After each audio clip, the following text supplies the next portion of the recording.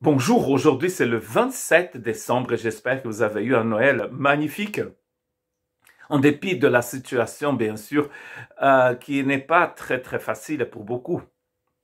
On a eu besoin, certains ont eu besoin de faire des tests pour pouvoir passer le réveillon en famille et avec les amis.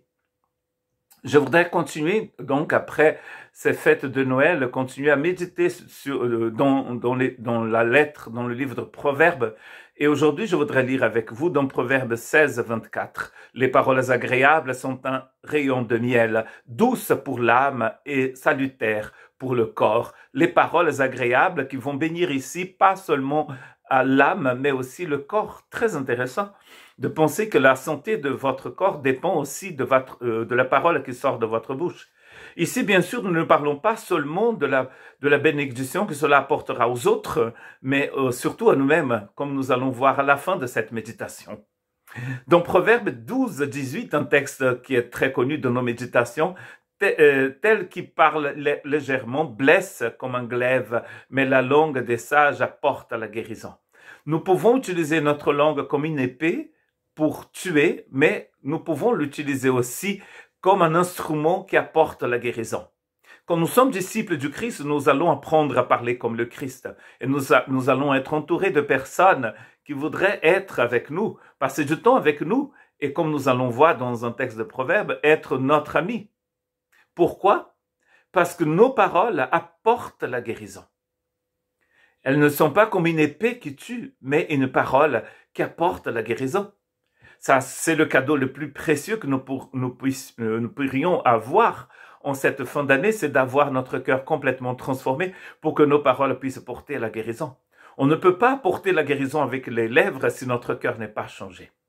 C'est pour ça que Paul dit, en écrivant aux Colossiens dans le chapitre 4 de son épître au verset 6, il dit que votre parole soit toujours accompagnée de grâce, assaisonnée de sel, afin que vous sachiez comment il faut répondre à chacun.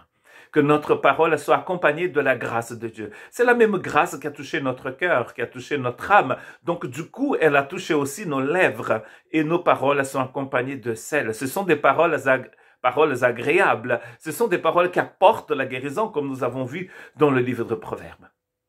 L'huile et les parfums réjouissent le cœur, nous dit Proverbe 27, 9. Et les conseils affectueux d'un ami sont doux.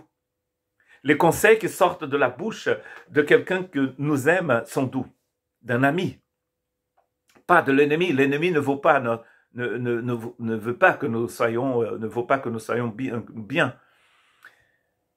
C'est comme les parfums. Donc on a du miel et ici nous avons du parfum qui réjouissent le cœur. Des paroles qui réjouissent le cœur. C'est à cela que nous avons été envoyés par le Christ pour apporter des paroles de guérison, des paroles qui vont apporter la joie, des paroles douces, des paroles d'amour. En cette fin d'année, le Saint-Esprit nous encourage à chercher des trésors dans le cœur du Seigneur pour pouvoir avoir un cœur rempli de sa grâce, assaisonné avec du sel. Parce que toutes les paroles qui sortent de notre bouche viennent de notre cœur. Si notre cœur est amer, nos paroles le seront aussi.